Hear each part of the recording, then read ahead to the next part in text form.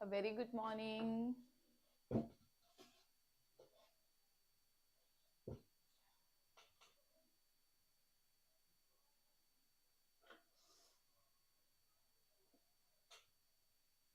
Good morning, students.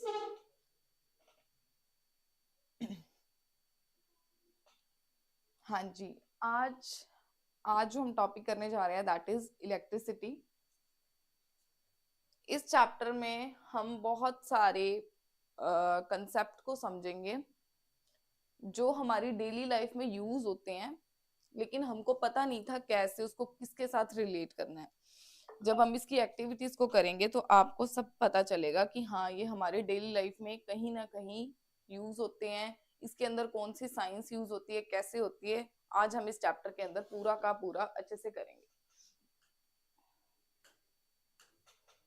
चलो जी, let's get start.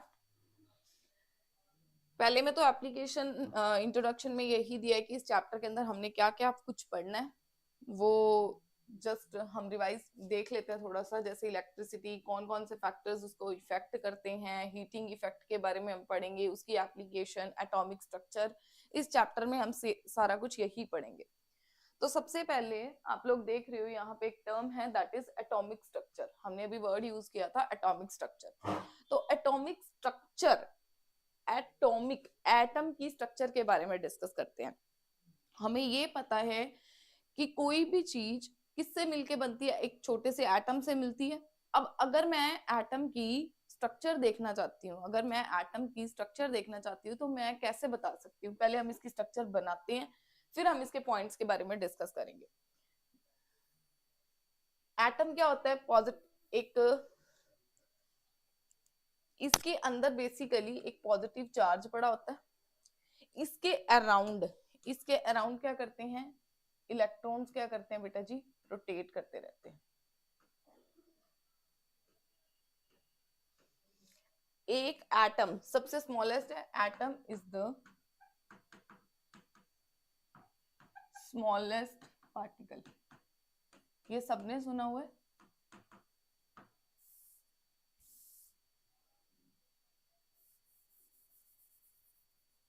ठीक है, अगर मैं एटम के अंदर की बात करूं तो ये पॉजिटिवली चार्ज पार्टिकल है। इसको क्या बोलोगे आप लोग? Neutron, proton. Just wait a second. ये इलेक्ट्रॉन्स हो गए, ये क्या हो गए? प्रोटॉन्स हो गए। P for positive charge. Electrons के ऊपर कौन सा चार्ज होता है जी? नेगेटिव चार्ज होता है। और इलेक्ट्रॉन्स ऐसे घूम रहे होते हैं, ऑर्बिट करते हैं अराउंड द एटम। ये अंदर एक डेंस जो पार्टिकल है, इसके अंदर डेंस पार्टिकल के अंदर, डेंस पार्ट के अंदर पॉजिटिव चार्ज भर भर के पड़ा होता है। इसको आप क्या बोलते हो? प्रोटॉन। तो एटम के अंदर बेसिकली दो चीजें होती हैं, एक होते हैं इलेक्ट्रॉन। एटम किससे मिलके बना है? Electrons plus protons.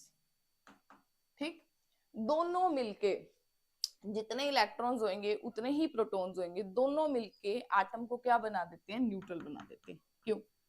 क्यों एटम क्या होता है? इलेक्ट्रिकली न्यूट्रल होता है, क्योंकि जितने नंबर ऑफ इलेक्ट्रॉन्स इसके अंदर होते हैं उतने ही नंबर ऑफ प्रोटॉन्स होते हैं, इसलिए क्या होता है? इलेक्ट्रिकली न्यूट्रल होता है। हाँ जी, देखो यही लिखा कि atom has positively charge nucleus. ये न्यूक्लियस है, न्यूक्लियस के अंदर पॉजिटिव चार्ज पड़ा हुआ है। And negatively charge electrons revolving around it. इसी के अंदर क्या कर रहे हैं? रिवॉल्व कर रहे हैं, घूम रहे हैं। Valence electron in metals are free. कहते अगर मैं मेटल्स की बात करूं, if I am talking about metals, तो मेटल्स के अंदर जितने भी फ्री इलेक्ट्रॉन्स होते हैं, वेलेंस इलेक्ट्रॉन होते हैं, वो सारे के सारे फ्री होते हैं and constituent an electric charge. देखो जी, क्या कहना क्या चाहता है ये? देखो, हम एक ब्लैंक स्लाइड लेते हैं। हाँ जी, कहते हैं कि वेलेंस इलेक्ट्रॉन, वेलेंस इलेक्ट्रॉन की बात कर रहे हैं, तो वैलेंस इलेक्ट्रॉन होते क्या है? ये एक एटम हो गया। ये एटम के क्या होते हैं? शेल्स होते हैं। क्या होते हैं? शेल होते हैं। कैसे अरेंज करते हैं? के, एल, एम एंड एन। कितने शेल्स है उसके बेसिस पे हम इसको डिवाइड करते हैं। जैसे हम यहाँ पे कौन से शेल की बात करें? वी आर टॉकिंग अबाउट के शेल।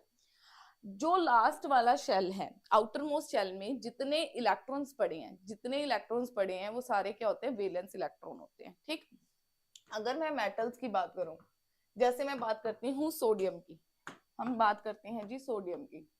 सोडियम का नंबर होता है 11, सोडियम का नंबर 11 होता है। हम इसको डिवाइड करते हैं इलेक्ट्रॉनिक कॉन्फ़िगरेशन, अगर हम निकालते हैं तो इसकी 2, 8 और 1 आएगी, 2, 8 और 1।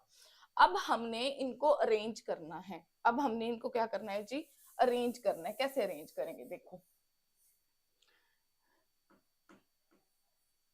ये क्या हो गया, न्यूक्लियस हो गया, इसके अराउंड 2, 8 एंड 1 कितने शेल है, 3 शेल है, के, एल और एम। कितने शेल हो गए, के, एल एंड एम, 3 शेल हो गए। एक शेल, दूसरा शेल, फिर कितने हो गए, 3 शेल। 3 शेल किए थे हमने, बना दिए 3 के 3 शेल। पहले में वो कहते 2 इलेक्ट्रॉन्स भर दो, और पहले वाले शेल में, के वाले में सिर्फ 2 ही इलेक्ट्रॉन्स हम फिल कर सकते हैं, कर दिए। दूसरे में हम 8 ही कर सकते थे, 8 कर देते हैं।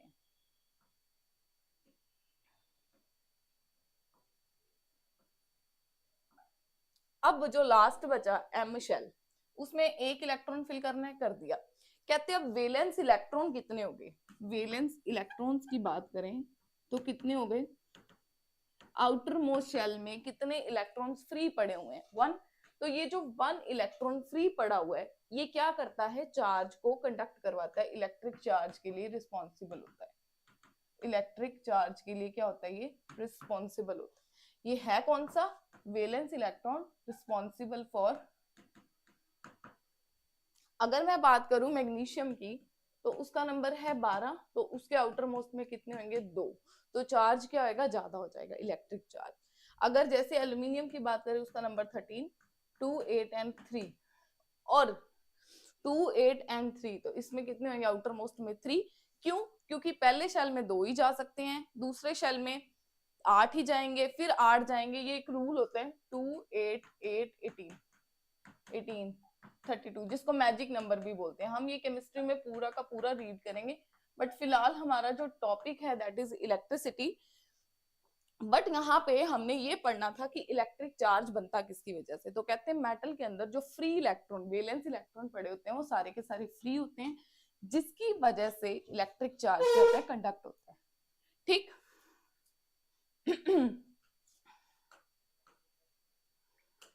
कहते हैं जो वैलेंस इलेक्ट्रॉन है मेटल के अंदर, वो फ्री हैं कंडक्टर के लिए, और इलेक्ट्रिक करंट को क्या करते हैं, ये प्रोड्यूस करते हैं। ठीक, आगे वर्ड है चार्ज। अब हमने इतना बड़ा वर्ड पढ़ा चार्ज, तो चार्ज होता क्या।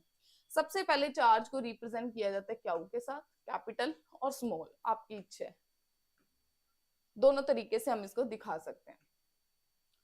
चार्ज क्या होती है, एक प्रॉपर्टी होती है मैटर की, it is the property of matter by virtue of which it can exert electromagnetic force।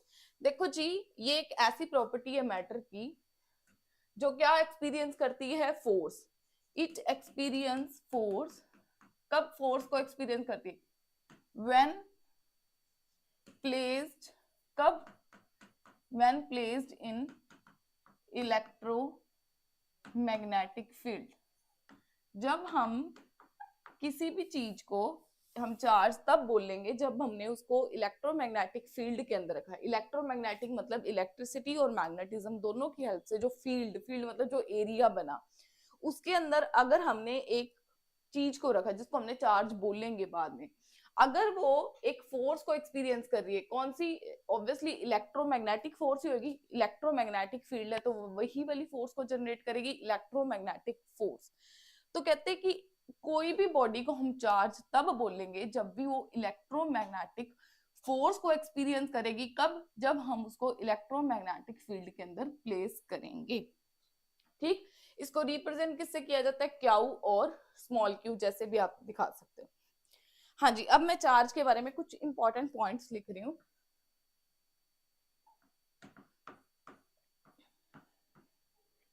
ऐसे दिखाते थे, लिख लिया जी। अब कहते हैं जो चार्ज होता है ना, हमने पीछे पढ़ा कि वो वैलेंस इलेक्ट्रॉन, पर नो, अगर हम हायर स्टडीज की बात करें तो जो चार्ज होता है ना, वो अकेला इलेक्ट्रॉन्स की वजह से नहीं, वो होल्स की वजह से भी होता है। जो चार्ज प्रोड्यूस होता है, produced due to electrons as well as holes, holes मतलब पॉजिटिव चार्ज। जो इलेक्ट्रॉन तो नेगेटिव चार्ज को कैरी करते हैं, इलेक्ट्रॉन और होल्स दोनों की वजह से क्या होता है, चार्ज प्रोड्यूस होता है, इलेक्ट्रोमैग्नेटिक फोर्स को क्या करता है, एक्सपीरियंस करता है। तो क्यू की वैल्यू वैसे तो होती थी NE, जब तक हमने पढ़ा हुआ था कि इलेक्ट्रॉन्स की वजह से होता है, लेकिन अभी हमने पढ़ लिया कि इलेक्ट्रॉन्स और होल्स दोनों की वजह से करता है, तो हम इसका नया फॉर्मूला बनाएंगे, Q is equal to NE plus NH। यहाँ पे E तो हमको पता चल गया इलेक्ट्रॉन, E तो पता चल गया इलेक्ट्रॉन्स, N पता चल, H पता चल गया होल्स। ये जो N है ये क्या है, अब किसी भी, अभी हमने बात की थी पिछली से पिछली स्लाइड में, ये देखो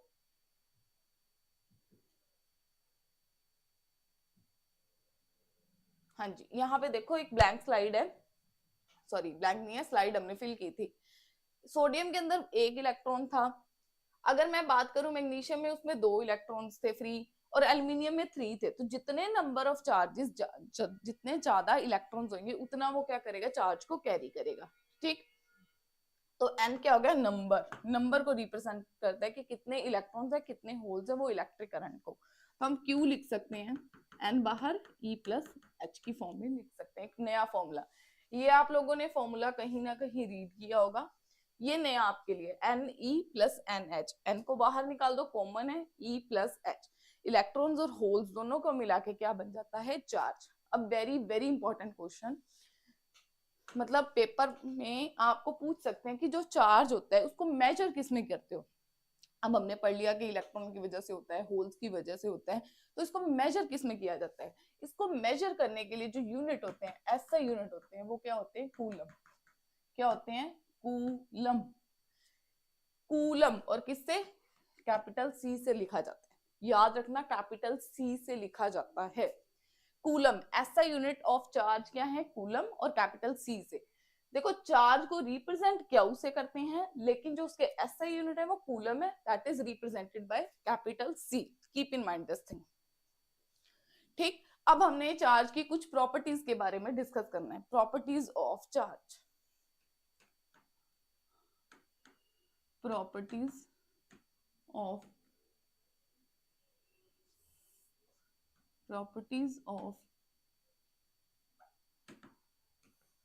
चार्ज की कुछ प्रॉपर्टीज हैं जिसके बारे में हमने डिस्कस करना है। सबसे पहली प्रॉपर्टी, जो चार्ज होता है वो स्केलर क्वांटिटी है। हमने पढ़ा था स्केलर चार्ज क्या है, स्केलर क्वांटिटी। स्केलर क्वांटिटी हमने पढ़ा था जिसको हम मैथमेटिकली ऐड कर सकते हैं। अब बहुत सारे चार्जेस लो, उसको ऐड ऑन कराओ तो वो ऐड हो सकते हैं, सिंपल। जैसे क्यू को लिख सकते हो Q1, Q2, Q3, जितने भी चार्जेस होंगे, and you can write NE1,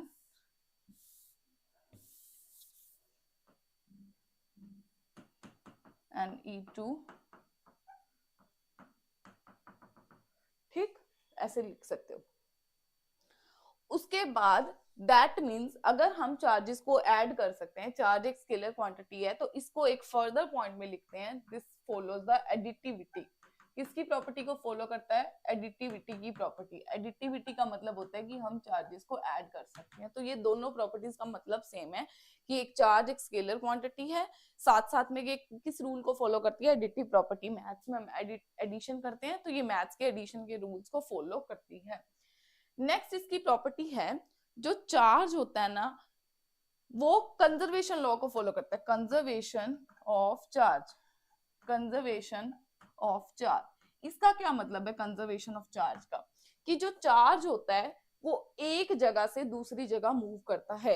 it can move from one point two another. जो चार्ज होता है हम इसको मूव करवा सकते हैं एक जगह से दूसरी जगह, कंजर्वेशन। और क्यों मूव करा सकते हैं, क्यों, बिकॉज, रीजन लिखो इसका, कंजर्वेशन का मतलब होता है ना तो बनता है ना खत्म होता है, because it can not be created, not be destroyed. ना तो हम चार्ज को बना सकते हैं ना हम खत्म कर सकते हैं, बस चार्ज को हम एक पॉइंट से दूसरी पॉइंट तक क्या करवा सकते हैं, मूव करवा सकते हैं, इसलिए कंजर्वेशन ऑफ चार्ज की प्रॉपर्टी को फॉलो करता है। 4 प्रॉपर्टीज हैं, हमने 2 प्रॉपर्टीज के बारे में डिस्कस कर लिया है। थर्ड प्रॉपर्टीज की जो लाइक चार्जेस हैं, अब चार्ज क्या होते हैं, 2 तरह के होते हैं, चार्जेस की 2 टाइप होती हैं, देखो एक होती है पॉजिटिव, एक होती है नेगेटिव। अब जब आप 2 चार्जेस को पास लेके आओगे, इफ यू क्लोज 2 चार्जेस, अगर वो सेम चार्ज है, पॉजिटिव पॉजिटिव है या नेगेटिव नेगेटिव है, तो वो एक दूसरे को क्या करेंगे, धक्का मारेंगे। अगर वो ऑपोजिट हुएंगे तो क्या करेंगे, अट्रैक्ट होंगे। ये भी इसकी प्रॉपर्टी है। Like charges repel each other, whereas unlike charges attract each other।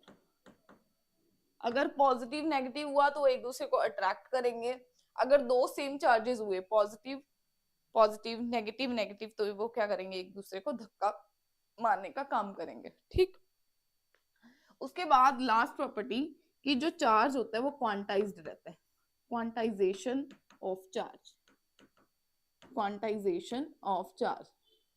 Quantization of charge का मतलब है कि चार्ज जो है क्वांटाइज्ड रहता है। क्वांटाइज्ड का मतलब Q जो है किसके बराबर आएगा, Ne के बराबर हमेशा रहेगा।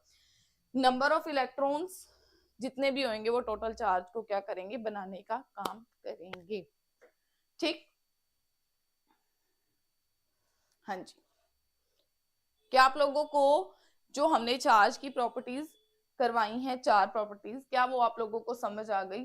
तो please give me a thumbs up so that कि हम चैप्टर को आगे कंटिन्यू करें।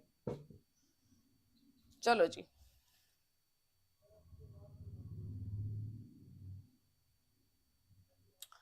चार्ज के बारे में हो गया सब कुछ। चलो जी, नेक्स्ट क्वेश्चन, नेक्स्ट पॉइंट। हमारे पास 2 तरह के सब्सटेंसेस होते हैं, एक होते हैं बेटा जी कंडक्टर, एक होते हैं इंसुलेटर। हमने 2 नहीं करने हैं, हम इसके फर्दर भी करेंगे, हम भी करेंगे सेमीकंडक्टर्स भी। सेमीकंडक्टर, सुपर कंडक्टर्स के बारे में हम बाद में डिस्कस करेंगे, अभी नहीं, फिलहाल थोड़े से टाइम के बाद हम इसके बारे में भी डिस्कस करेंगे। देखो जी, कंडक्टर, कंडक्टर नाम ही है कंडक्टर। मैं कंडक्ट करता हूँ किसको, इलेक्ट्रिसिटी को, इलेक्ट्रिक चार्ज को कंडक्ट करता हूँ। और इंसुलेटर मैं रोकने का काम करता हूँ। तो इंसुलेटर क्या कहता है, मैं रोकने का काम करता हूँ। A substance which offers comparatively less opposition to the flow of current, कहते हैं जो करंट की ऑपोजिशन मतलब करंट को जाने देते हैं, उसको रोकने का काम नहीं करता, that are known as conductors. और the substance which offer larger, कहते हैं बहुत ज्यादा ऑपोजिशन को क्रिएट करते हैं, भाई नहीं तुमने करंट ने नहीं जाना, चार्जेस ने नहीं मूव करना, उसको हम किस कैटेगरी में डालते हैं, इंसुलेटर्स के अंदर। अब कंडक्टर भी 2 तरीके के होते हैं, एक होते हैं गुड कंडक्टर, एक होते हैं बैड कंडक्टर। गुड होते हैं सारे के सारे करंट को जाने देते हैं, बैड थोड़ा सा करंट जाने देते हैं, बाकियों को रोक लेते हैं। अगर मैं कंडक्टर्स की बात करूं तो कंडक्टर की एग्जांपल कॉपर हो गया, आयरन और स्टील। मोस्टली जितने भी मेटल्स होते हैं, इन्होंने पर्टिकुलर 3 लिखे हैं, जितने भी मेटल्स होते हैं they all are good conductor of electricity, सारे के सारे गुड कंडक्टर हैं इलेक्ट्रिसिटी के। अगर मैं इंसुलेटर्स की बात करूं तो इसमें ग्लास, ड्राईवुड और कॉटन, ये क्या करते हैं, करंट को रोकने का काम करते हैं, ये करंट को नहीं जाने देते, इसलिए इसको क्या बोलते हो, इंसुलेटर की कैटेगरी में हम लोग इसको डिवाइड कर देते हैं। ठीक,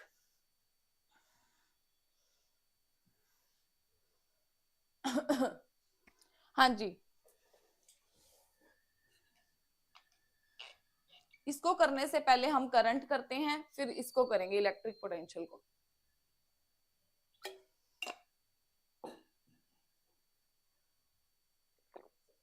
हाँ जी, ये रहा इलेक्ट्रिक पोटेंशियल। पहले सॉरी इलेक्ट्रिक करंट को करेंगे, देन हम इलेक्ट्रिक पोटेंशियल के बारे में रीड करते हैं। इलेक्ट्रिक करंट किससे रिप्रेजेंट करा जाता है, कैपिटल आई और स्मॉल आई, किसी से भी कर सकते हो, कैपिटल आई स्मॉल आई, आप लोगों की इच्छा है। होता क्या है, rate of flow of charge, rate of flow of charge. हमने उस दिन भी पढ़ा था कि जब भी हम फिजिक्स के अंदर या साइंस के अंदर रेट की बात करेंगे, whenever we talk about rate, तो हमने उसको किस से डिवाइड करना है, टाइम। तो rate, rate of flow of charge, charge को किससे रिप्रेजेंट करते थे, क्यू से, कहते rate of flow of charge, तो इसको किससे डिवाइड कर दो, टाइम के साथ। तो ये हमारे पास क्या आ गया, इलेक्ट्रिक करंट।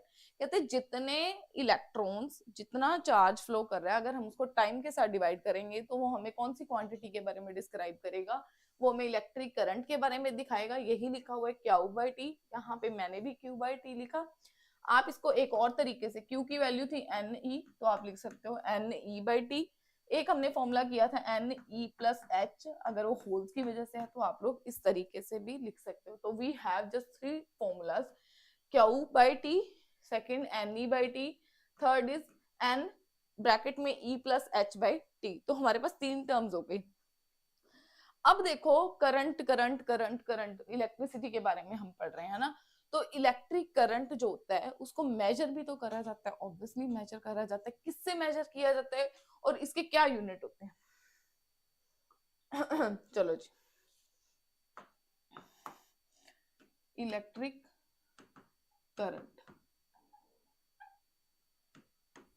कैपिटल आई से, फॉर्मूला क्या हो गया, I is equal to Q by T which is N E by T which is also equal to N E.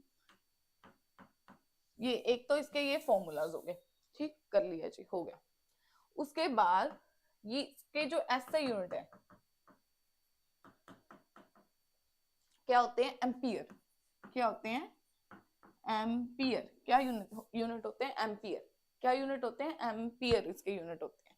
Capital A से दिखा जाता है, इसको स्मॉल ए से नहीं लिख सकते हो, कैपिटल ए से ही लिखोगे। ऐसे यूनिट को किस में लिखोगे, capital A, that is ampere. अब एम जो एम्पियर है, जो करंट है, उसको तो मेजर भी किया जाता है, ऑब्वियसली बात है, उसको मेजर भी किया जाता है। तो जिस डिवाइस के साथ मेजर किया जाता है, device use to measure electric current, कौन सी, क्या बोलते हो आप लोग उसको, जो डिवाइस होती है जिससे हम इलेक्ट्रिक करंट को मेजर करते हैं उसको बोलते क्या है, एमीटर। क्या बोलते हैं जी, एमीटर। एमीटर, डिवाइस का नाम है एमीटर। और आप लोगों को क्वेश्चन तो चलो ये तो पता लग गया कि हाँ किससे मेजर करते हैं। अब पेपर में क्वेश्चन आएगा जो एमीटर होता है वो कैसे कनेक्टेड होता है। मेरे आपसे 2 क्वेश्चन है कि जो एमीटर होता है वो कैसे कनेक्टेड होता है, किस कॉम्बिनेशन में कनेक्टेड होता है। सेकंड मेरा ये क्वेश्चन है कि जो हमारे घर में करंट आता है उसकी कितनी वैल्यू होती है। हमारे घर में कुछ वोल्टेज पे कुछ करंट आता है, वो कितना करंट आता है आप लोग मुझे कमेंट सेक्शन में बताओगे। प्लस सेकंड क्वेश्चन है कि जो एमीटर होता है उसकी जो कनेक्शन होता है वो किस तरीके का होता है। पेपर में क्वेश्चन आ गया कि एमीटर इज कनेक्टेड इन, कैसे कनेक्ट किया जाता है। एमीटर को कनेक्ट करा जाता है बेटा जी सीरीज में। Ammeter is connected always in series combination. इसको मार्क कर लो, एमसीक्यू के लिए क्वेश्चन है। एमीटर को किस में मेजर किया जाता है, सीरीज कॉम्बिनेशन में। Very very important question.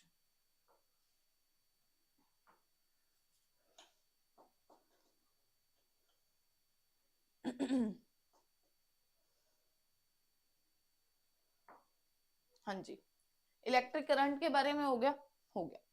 अब हमारे पास पीछे एक टर्म थी इलेक्ट्रिक पोटेंशियल और potential difference.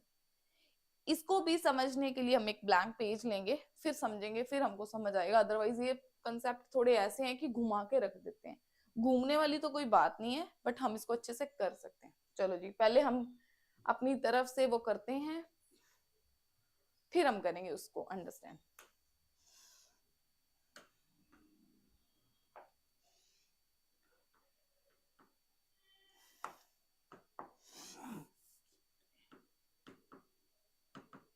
Electric potential and potential difference.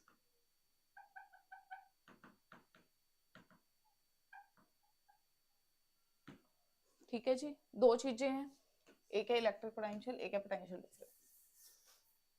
मैं ये आप लोगों को तो अच्छे से समझा रही हूँ क्योंकि इसमें बहुत कंफ्यूजन होती है बच्चों को कि किसकी क्या ऐसा यूनिट है, किससे रिप्रेजेंट किया जाता है, सबके नाम अलग हैं, सिंबल्स अलग हैं, ऐसा यूनिट को अलग तरीके से रिप्रेजेंट किया जाता है। तो थोड़ा सा अटेंटिव होके सुनना तो आप लोग कंफ्यूज नहीं होगे।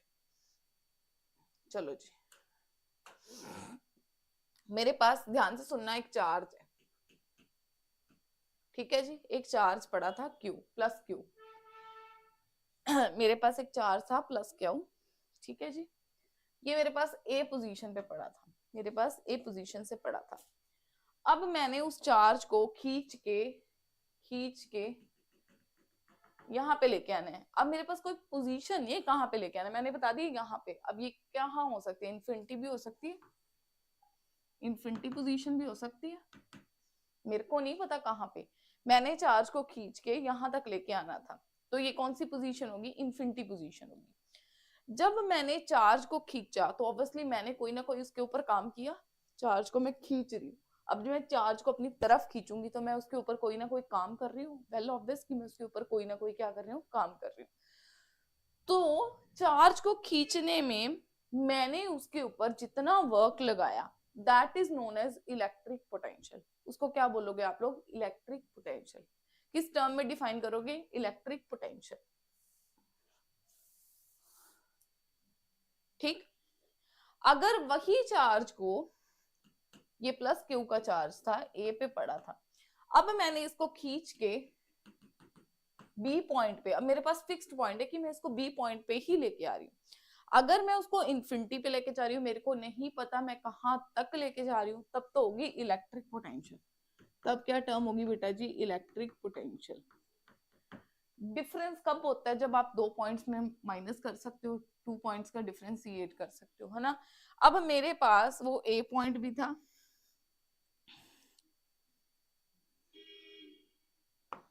अब मेरे पास ए पॉइंट था, बी पॉइंट था, दो फिक्स्ड पॉइंट थे, उनके बीच में मैंने जितना काम किया that is known as potential difference. नाम याद रखना, पोटेंशियल डिफरेंस। ठीक, समझ आया। अब इलेक्ट्रिक पोटेंशियल हो या फिर पोटेंशियल डिफरेंस हो, कुछ भी हो, इसका फॉर्मूला दोनों का सेम है। देखो जी, V work done in moving a charge. ठीक, V क्या होता है, इलेक्ट्रिक पोटेंशियल। V क्या होता है, इलेक्ट्रिक पोटेंशियल। W क्या होता है, वर्क डन। Q क्या होता है बेटा जी, चार्ज। V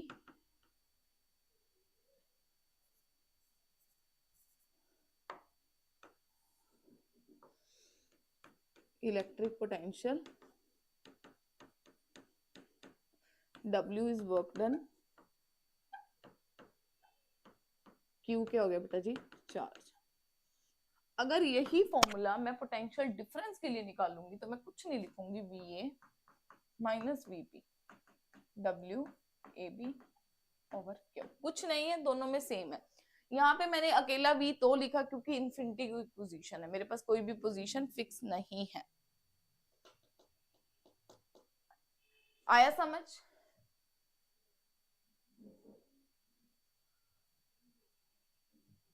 हाँ जी, ये देखो अब हमारे पास जो टर्म है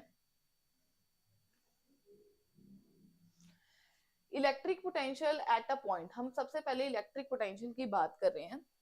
वर्क डन इन ब्रिंगिंग, कितना काम आप कर रहे हो in moving a unit positive charge from infinity to that point. आपके पास एक पॉइंट फिक्स है, दूसरा पॉइंट फिक्स नहीं है इंफिनिटी से।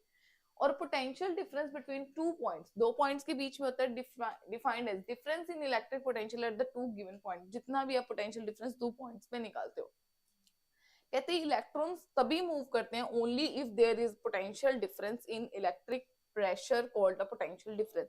कहते हैं अगर चार्ज हम मूव करवाते हैं, तो हमने एक प्रॉपर्टी की थी, जस्ट यस, ये प्रॉपर्टी पढ़ी थी कि जो चार्ज होते हैं वो मूव करते हैं from one point two move other. जो चार्ज होते हैं वो मूव करते हैं, हमने ये अभी पढ़ा कि जो चार्जेस होते हैं वो मूव करते हैं, नो डाउट। कहते हैं तभी मूव करेंगे जब उनके अंदर कुछ ना कुछ पोटेंशियल डिफरेंस होगा, only then they are able to move. ये एक हायर पोटेंशियल है, ये एक लो है। चार्ज तभी मूव करेंगे जो दोनों के अंदर अगर कुछ ना कुछ पोटेंशियल डिफरेंस होगा। अगर दोनों के दोनों पोटेंशियल डिफरेंस होगा ही नहीं, दोनों इक्विलिब्रियम के स्टेट में होंगे, तो कोई भी चीज मूव नहीं करेगी। अगर वो एक चीज हाई पोटेंशियल से लो पोटेंशियल में, मतलब दोनों के बीच में कुछ पोटेंशियल डिफरेंस है, तभी वो इलेक्ट्रिक चार्ज क्या करेगा, मूव करेगा, अदरवाइज कोई भी मूवमेंट नहीं होगी।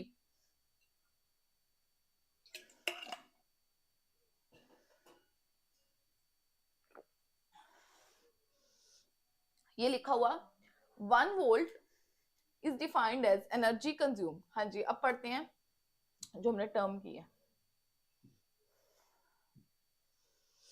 हम जो अब पोटेंशियल डिफरेंस को पढ़ रहे हैं,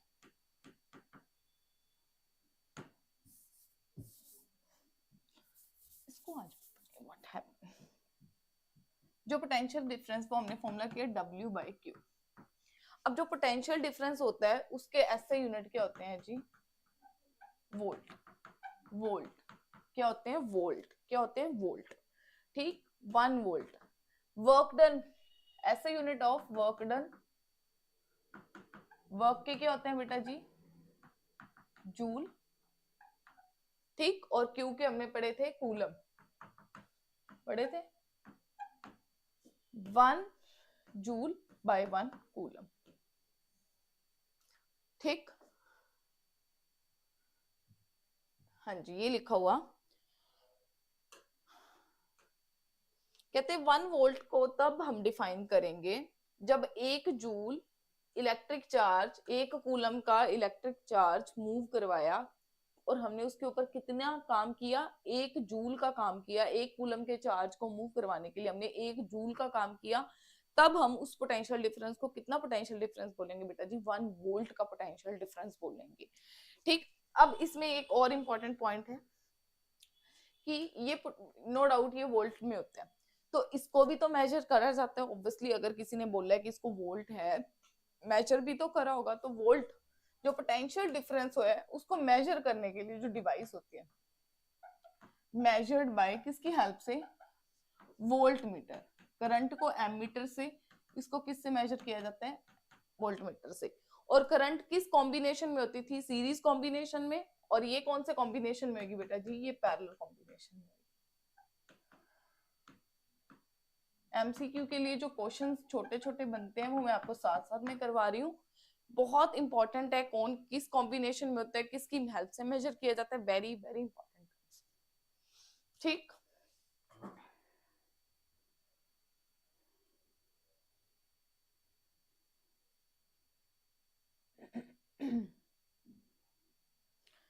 हो गया, चलो जी ये भी हो गया। अब नेक्स्ट हमारे पास है models of electric current. Electric current के कुछ मॉडल्स के बारे में हम डिस्कस करते हैं। चलो जी, सबसे पहले हमारे पास एक टर्म है drift velocity. Average velocity, average मतलब जितने सारे इलेक्ट्रॉन्स हैं सबका एवरेज निकाल लो। Which N electron attain inside a metallic conductor. एक मेटालिक कंडक्टर है, हमने पढ़ा था कंडक्टर्स की एग्जांपल के अंदर मेटल्स आते हैं, कहते हैं इसके अंदर बहुत सारे इलेक्ट्रॉन्स है, कोई इधर घूम रहा है, इधर घूम रहा है। चलो हम ना क्या करते हैं,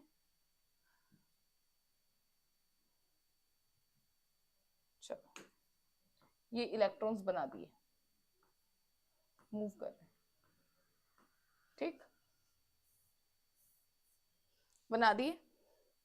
कहते हैं एवरेज वेलोसिटी, ये सारे इलेक्ट्रॉन्स मूव कर रहे हैं, जिस वेलोसिटी से मूव कर रहे हैं उनको क्या बोलेंगे, इलेक्ट्रॉन वेलोसिटी बोलेंगे। कहते सारे इलेक्ट्रॉन्स की एवरेज वेलोसिटी निकाल लो किसी भी कंडक्टर के अंदर due to the application of electric field. ये बिना इलेक्ट्रिक फील्ड है, जब भी मैं इसके ऊपर इलेक्ट्रिक फील्ड लगाऊंगी, ठीक है, इनकी डायरेक्शन क्या हो जाएगी, अपोजिट हो जाएगी। Electric field due to the potential difference, ये तब मूव करेगा क्योंकि ये पोटेंशियल डिफरेंस है। क्या कह रहे हैं समझ नहीं आ रहा। हाँ जी, हम एक लेते हैं पेज खाली सा, फिर समझाते हैं इसके बारे में। चलो जी, वेरी वेरी इंपॉर्टेंट। हम पहले इससे पहले कुछ वो क्या करते हैं, सर्किट्स के बारे में सीखते हैं, कुछ हम कनेक्शंस के बारे में देख लेते हैं। सबसे पहले किसी भी वायर को रिप्रेजेंट करा जाता है ऐसे, ठीक, this is battery, this is no, this is cell. ये पॉजिटिव पार्ट है बड़े वाला, ये छोटे वाला नेगेटिव पार्ट है। बहुत सारे सेल्स आपस में कनेक्टेड है, उसको बोलते हो बेटा जी बैटरी। एमीटर को ऐसे, वोल्ट मीटर को कुछ इस तरीके से, एक आता है हमारे पास गैल्वेनोमीटर, ऐसे रिप्रेजेंट किया जाता है। ये कुछ सिंबल्स बना रही हूँ आप लोगों की कन्वीनियंस के लिए, ये भी आप लोगों को सब समझ आएंगे कि क्या कर रहे हैं हम लोग। Battery, ammeter, volt meter, galvanometer,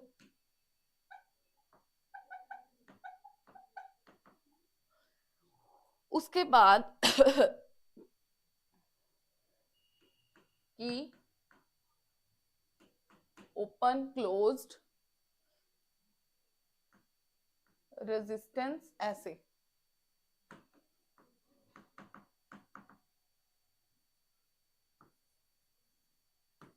variable resistance, जिसको और क्या बोलते हैं बेटा जी, रियोस्टेट और रियोस्टेट। आपको क्वेश्चन आ सकता है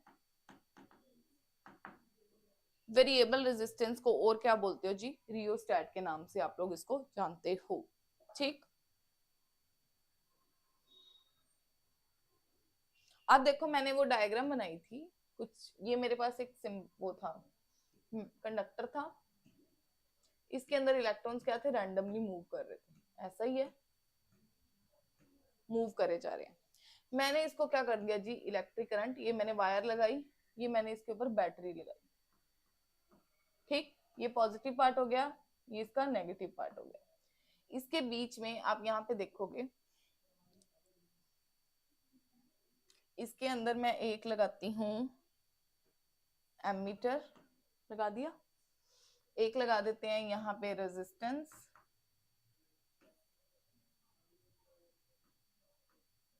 अब करंट क्या हो रहा है, फ्लो कर रहा है ना, करंट क्या करने लग गया, फ्लो करने लग गया। अब जब करंट फ्लो कर रहा है तो करंट की जो डायरेक्शन होती है, conventional direction of current, question आता है conventional direction, conventional direction of current, जो करंट होता है वो कहां से कहां मूव करता है, हमेशा पॉजिटिव टू नेगेटिव मूव करता है। याद रखना, इंपॉर्टेंट क्वेश्चन, जो डायरेक्शन है करंट की वो हमेशा पॉजिटिव टू नेगेटिव होती है। अगर आपसे पूछेंगे इलेक्ट्रॉन्स कहां से कहां मूव करते हैं, इलेक्ट्रॉन्स की डायरेक्शन पूछेंगे तो वो नेगेटिव टू पॉजिटिव होती है। याद रखना, वेरी वेरी एमसीक्यू के लिए क्वेश्चन। जब आपसे पूछेंगे कि जो करंट की डायरेक्शन है वो कहां से कहां है, पॉजिटिव टू नेगेटिव, जब आपसे पूछेंगे इलेक्ट्रॉन्स की डायरेक्शन क्या है तो आप क्या बोलोगे, नेगेटिव टू पॉजिटिव है।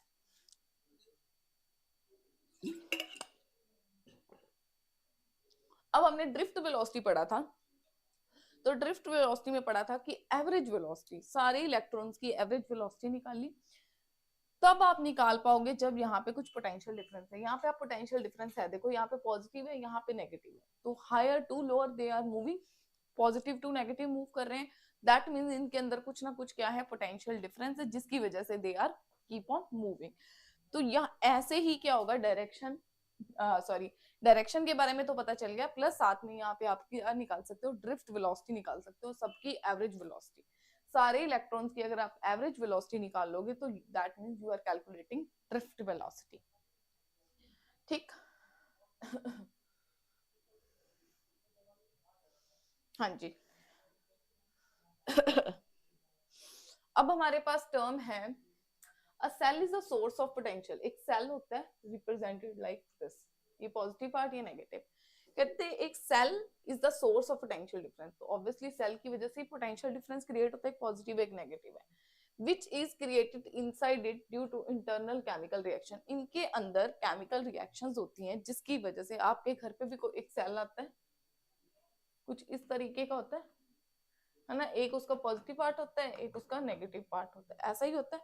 तो इनके अंदर कुछ केमिकल्स होते हैं, जब उनके अंदर केमिकल रिएक्शन होती है, क्यों होती है, एक तो पोटेंशियल डिफरेंस की वजह से होती है, जिसकी वजह से वहां पे क्या होता है, इलेक्ट्रॉन का फ्लो होता है। यही बोला, एनोड हमेशा क्या होएगा बेटा जी, पॉजिटिवली चार्ज, कैथोड क्या होता है, नेगेटिवली चार्ज।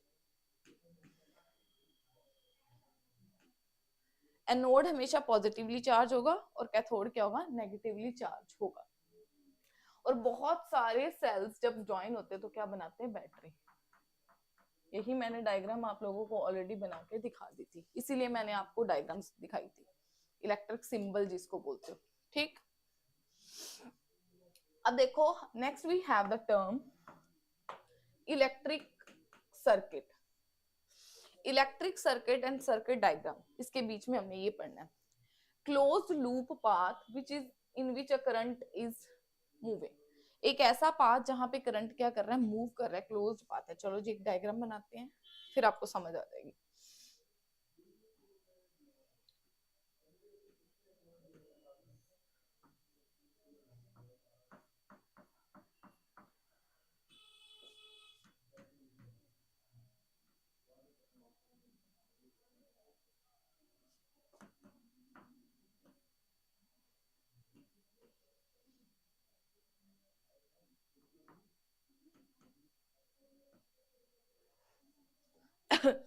ये क्या हो रहा है, ये एक कौन सा पाथ हो गया, क्लोज्ड पाथ,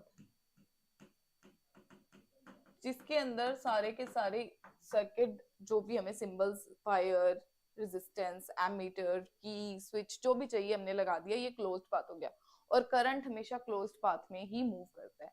अगर यहाँ पे मैं फॉर एग्जांपल यही बना के, अब क्वेश्चन में डायग्राम मैंने, और डायरेक्शन देखो हमेशा पॉजिटिव टू नेगेटिव, ये पॉजिटिव है ऊपर की तरफ जा रही है, positive to negative, current is moving from, electric current flow हो रहा है, देखो पॉजिटिव टू नेगेटिव मूव कर रहा है। याद रखना इसका जो डायरेक्शन है वो पॉजिटिव टू नेगेटिव है। यहाँ पे मैं बात करूं, मैंने कुछ नहीं किया, मैंने सेम ही बना रही हूं।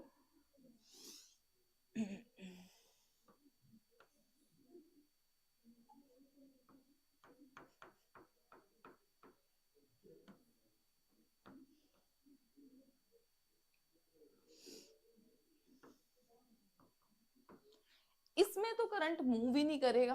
क्यों नहीं मूव करेगा बेटा जी, ये जो की है ये क्लोज्ड की है, इसने सारे के सारे सर्किट को क्या कर दिया, कंप्लीट कर दिया।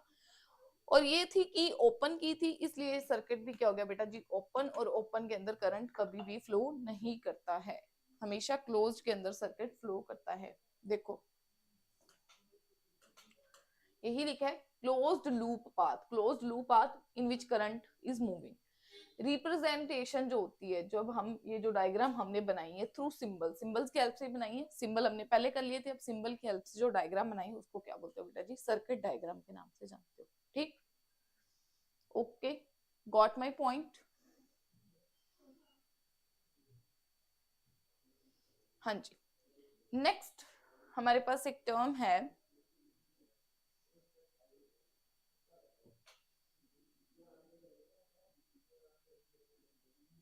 सबसे पहले हम ओम्स लॉ करेंगे, फिर हम नेक्स्ट टर्म के बारे में डिफाइन करेंगे। चलो जी, ओम्स लॉ हमारे पास जो नेक्स्ट टॉपिक है that is Ohm's law, very very important, most important topic of this chapter, Ohm's law.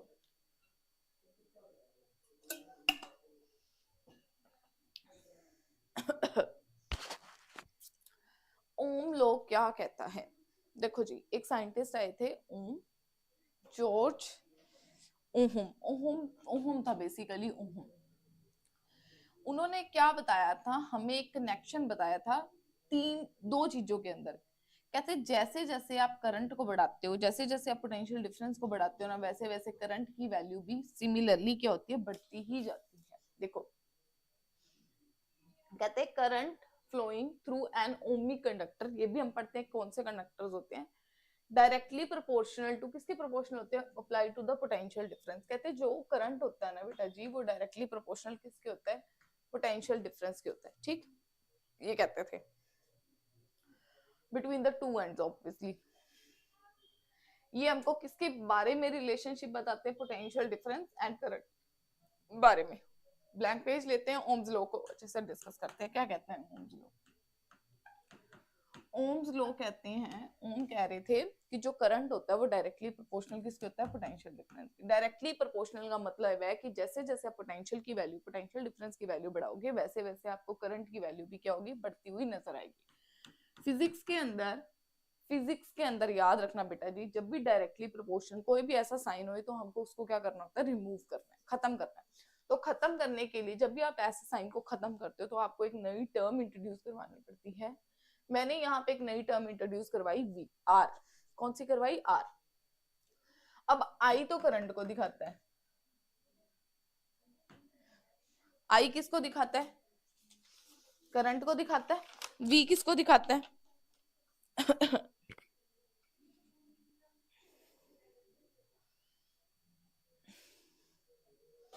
We potential difference को, पोटेंशियल डिफरेंस। अब ये जो आर है इसका फंडा हम अभी पढ़ेंगे कुछ टाइम के बाद, पर उससे पहले हम कुछ टॉपिक को देख लेते हैं। वो कहते हैं कि हम इन्होंने ने एक एक्टिविटी भी की थी, एक्सपेरिमेंट कर लिया था, वी और आई के अंदर ग्राफ बना दिया। ये कहते हैं डायरेक्टली प्रोपोर्शनल है, चलो जी हम ग्राफ बना के दिखा देते हैं। दो एक्सिस ली, एक पे करंट ले लिया, एक में पोटेंशियल। जैसे जैसे इन्होंने पोटेंशियल डिफरेंस की वैल्यू बढ़ाई ना, जैसे जैसे ये पोटेंशियल डिफरेंस की वैल्यू बढ़ाते गए ना, वैसे वैसे यहाँ पे करंट की वैल्यू भी कॉन्टिन्यूसली बढ़ती गई। तो ग्राफ क्या आया जी, स्ट्रेट लाइन ग्राफ आ गया, स्ट्रेट लाइन ग्राफ आ गया। इन्होंने जो बताया था बिल्कुल सही प्रूफ हो गया कि जैसे जैसे हमने पोटेंशियल डिफरेंस को बढ़ाया वैसे वैसे करंट की वैल्यू क्या हो गई, बढ़ती गई। तो ओम्स लॉ काफी सक्सेसफुल हुआ, काफी सक्सेसफुल हुआ। तो यहाँ पे इन्होंने एक आर टर्म को इंट्रोड्यूस करवाया था। वो आर टर्म क्या है, आर क्या होती है बेटा जी, रेजिस्टेंस। आर यहाँ पे क्या होती है, रेजिस्टेंस। रेजिस्टेंस क्या करती है, रेजिस्टेंस का मतलब होता है रोकना। रेजिस्टेंस का मतलब रेजिस्ट करना, रोकना, किसी चीज को रोकना। किसको रोकेगी, ये करंट को रोकेगी। आई किसके बराबर आ गया, वी आर के बराबर आ गया। आई किसके बराबर आ गया, वी आर के बराबर। और आर किसको रिप्रेजेंट करता है, रेजिस्टेंस को। तो रेजिस्टेंस का काम क्या हो गया, करंट को रोकने का। तो इसीलिए हमें आई के यूनिट पता थे। जैसे आई हमारे पास है, आई के हमको पता है एम्पियर, वी के पता है वोल्ट, हमको तो आर के ही नहीं पता ना। तो इन्होंने हमें यहाँ से एक टर्म के बारे में बताया था, रेजिस्टेंस। रेजिस्टेंस का मतलब होता है रोकना। तो जो आर हमारे पास टर्म आई रेजिस्टेंस, उसी के जो यूनिट ओम्स, मतलब ओम लॉ के ऊपर ही पड़ गए। तो आर के जो यूनिट आए बेटा जी क्या है, ओहम। क्या है, ओहम। क्या यूनिट आए, ओहम आए। क्या आ गए, ओहम आए। तो इसको रिप्रेजेंट कैसे करते हो, इस तरीके से, ओहम। तो उन्हीं को ऑनर करने के लिए हमने एक नई मतलब उन्हीं को मतलब रिगार्ड देने के लिए हमने रेजिस्टेंस के क्या यूनिट रख दिए, ओहम के रख दिए, ताकि ओम्स लॉ के बारे में सबको पता चले।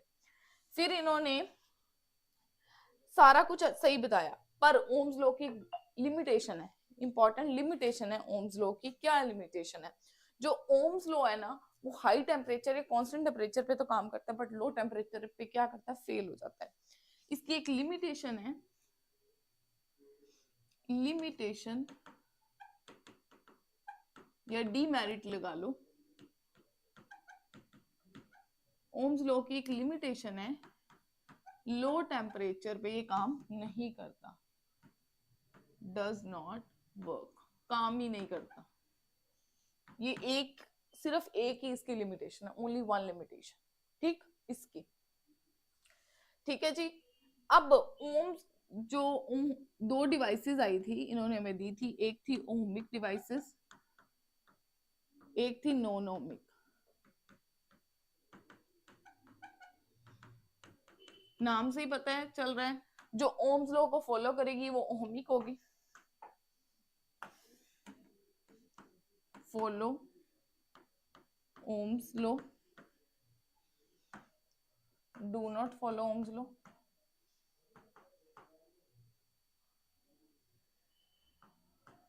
एग्जाम्पल्स इनकी इंपॉर्टेंट है। ओम्स लॉ के अंदर जो ओमिक डिवाइसेस हैं उसकी जो एग्जाम्पल्स है बेटा जी वो इंपॉर्टेंट है। इसकी एग्जाम्पल्स है मेटल, निक्रोमियम की वायर, निक्रोम की वायर। अगर मैं बात करूं नॉन ओमिक डिवाइसेस की, तो इसकी जो एग्जाम्पल्स हैं वो क्या है, वैक्यूम ट्यूब, थर्मिस्टर, थर्मिस्टर, ये क्या होगी, नॉन ओमिक डिवाइसेस है। अब नॉन ओमिक डिवाइसेस में जब इन्होंने ग्राफ को बनाया था तो इनका जो ग्राफ कैलकुलेट हुआ था वो कुछ इस तरीके से हुआ था, और ओम्स लॉ के अंदर ओमिक डिवाइसेस में जो ग्राफ बना था वो कुछ इस तरीके का बना था, सेम एज ओम्स लॉ, जैसे ही ओम्स लॉ में बना था सिमिलर बना था। नॉन ओमिक में जो ग्राफ था वो कुछ पैराबोलिक शेप का बना था, नॉट प्रॉपर पैराबोलिक पर कुछ कुछ शेप उसके जैसी, और ओमिक में बिल्कुल स्ट्रेट लाइन ग्राफ बना था, इसलिए ओम्स लॉ को अच्छे से फॉलो करती है। और इसकी एग्जांपल्स तो बहुत मस्त है कि आपने लर्न करनी ही करनी है, ठीक।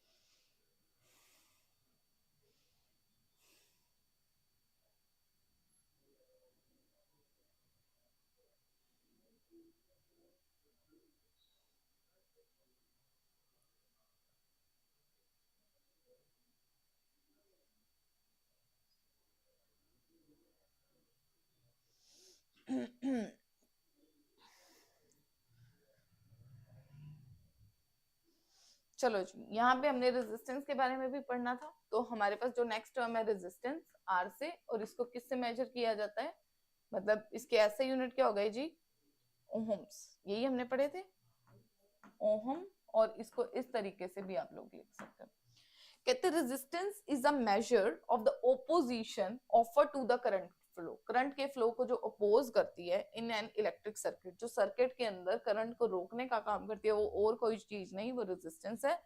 रेजिस्टेंस यही लिखा है, ये जो रेजिस्टेंस है वो किस में मेजर करी जाती है, ओम्स के अंदर मेजर की जाती है,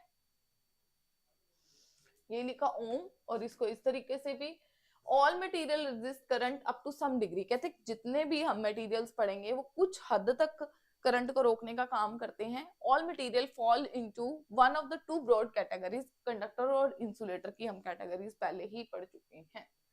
अब इंपॉर्टेंट क्वेश्चन जो एमसीक्यू के लिए आपके पेपर में आपको देखने को मिल सकता है, कौन कौन से ऐसे फैक्टर्स हैं जो रेजिस्टेंस को इफेक्ट करते हैं, कौन कौन से ऐसे फैक्टर हैं जिसकी वजह से रेजिस्टेंस की वैल्यू बढ़ भी सकती है, कम भी हो सकती है, वो कौन कौन से फैक्टर्स हैं।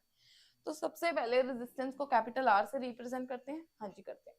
कहते हैं जो रेजिस्टेंस होती है ना वो किसके प्रोपोर्शनल है, लेंथ के, पर कैसे, डायरेक्टली, तो डायरेक्टली कहते लेंथ के करती है जी। कहते जैसे जैसे आप कंडक्टर की लेंथ को बढ़ाते जाओगे रेजिस्टेंस की वैल्यू क्या होगी, बढ़ती ही जाएगी, जैसे जैसे आप लेंथ को कम करोगे, डायरेक्टली का मतलब होता है कि एक चीज के बढ़ाने से दूसरी बढ़ी, कहते लेंथ को बढ़ाओगे तो रेजिस्टेंस की वैल्यू ऑटोमेटिकली क्या होगी, बढ़ जाएगी। सेकंड उसका जो पॉइंट है कि directly proportional to the nature of the conductor, conductor की नेचर के ऊपर, अब कंडक्टर कैसा है, वो क्या गुड कंडक्टर है, बैड कंडक्टर है, उसके ऊपर भी तो डिपेंड करेगी ना, कि वो करंट को आने भी दे रहा है या नहीं आने दे रहा, तो उसके ऊपर भी डिपेंड करती है। उसके बाद it is directly proportional to the temperature of the conductor, और कंडक्टर के टेम्परेचर के ऊपर बहुत डिपेंड करती है। अब वैसे तो हमने पढ़ा था कि जो इलेक्ट्रॉन्स का फ्लो होता है वो किसकी वजह से होता है, इलेक्ट्रिक चार्ज का जो फ्लो होता है इलेक्ट्रॉन्स की वजह से होता है। अब जितने फ्री इलेक्ट्रॉन्स होंगे, पहले ही फ्री इलेक्ट्रॉन्स से टेम्परेचर बढ़ा दिया तो वो और भी फ्री हो गए, तो जो रेजिस्टेंस क्या होगा वो कम करेगा, उस चीज को रोकने का काम करेगा। लास्ट एंड मोस्ट इंपॉर्टेंट कि जो रेजिस्टेंस होती है वो किसके इनवर्सली प्रोपोर्शनल होती है, cross sectional area. Inversely proportional किसकी होगी, एरिया के, किसके एरिया के, वायर के, कंडक्टर के एरिया के ऊपर क्या होती है, इनवर्सली प्रोपोर्शनल होती है। चलो जी, वो कहते हैं जो रेजिस्टेंस है directly proportional length inversely proportional area के, एरिया बढ़ाओगे तो रेजिस्टेंस क्या होगी, कम हो जाएगी। जैसे जैसे आपने मोटी वायर की, पहले ऐसी वायर फिर मोटी वायर, तो जिसका एरिया जितना ज्यादा हो रेजिस्टेंस उसकी उतनी क्या होगी, कम होगी। ठीक है जी। अब हम इन दोनों को जब भी कंबाइन करेंगे तो हमारे पास टर्म आएगी, अभी मैंने जस्ट आपको 5 मिनट्स बैक बताया था कि जब भी फिजिक्स में टर्म आएगी डायरेक्टली प्रोपोर्शनल का ऐसा साइन आएगा, उसको हमको क्या करना है, खत्म करना है। जब भी मैंने इसको खत्म किया तो मैंने एक नई टर्म इंट्रोड्यूस करवाई। अब ये जो नई टर्म आई है दैट इज कॉल्ड रेजिस्टिविटी। क्या ये, रेजिस्टिविटी, ठीक। रेजिस्टिविटी के बारे में भी हम डिस्कस करेंगे। ये लेंथ है, ये एरिया है। अब देखो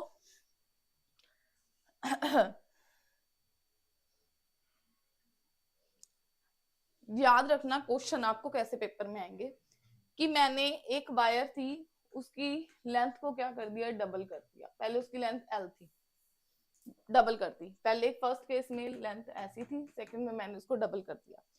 पहले का एरिया ए ही था, अब मैंने एरिया को कर दिया हाफ। तो मेरी जो नई रेजिस्टेंस आई है वो कैसी आई है, मटेरियल सेम है, रेजिस्टेंस जो आई है वो कैसी आई है। तो पहले वाले में आपने फॉर्मूला में वैल्यू पुट करो, आपके पास यही आया। दूसरे वाले में फर्स्ट केस में यही आया। सेकंड में रो की जगह रो, एल की जगह 2l, ए की जगह क्या आया, a/2, a/2 क्या है जी, a/2। अब जो चीज डिवाइड में होती है वो ऊपर चलेगी, 4l/a। तो आपकी जो नई रेजिस्टेंस आएगी वो कितने टाइम ज्यादा आई है बेटा जी, 4 टाइम। लेंथ को बढ़ा दिया, एरिया को आपने हाफ कर दिया, तो जो आपकी नई रेजिस्टेंस आई है वो कितने टाइम्स आई है, पुरानी रेजिस्टेंस के 4 गुना आई है। तो इस तरह के क्वेश्चन 3 टाइम्स कर सकते हैं, 4 टाइम्स कर सकते हैं, सेम कर सकते हैं, कैसे भी कर सकते हैं। तो आप लोगों को इसके बेसिस पे, मतलब इस न्यूमेरिकल के बेसिस पे बहुत सारे क्वेश्चंस आ सकते हैं। ठीक, आई होप आपने रेजिस्टेंस तक के टॉपिक को अच्छे से समझा होगा, अच्छे से किया होगा, मतलब मेरे साथ साथ इसको अच्छे से रिवाइज करो। फिर हम मिलते हैं आपको नेक्स्ट लेक्चर में with further onwards. Thank you, have a good day.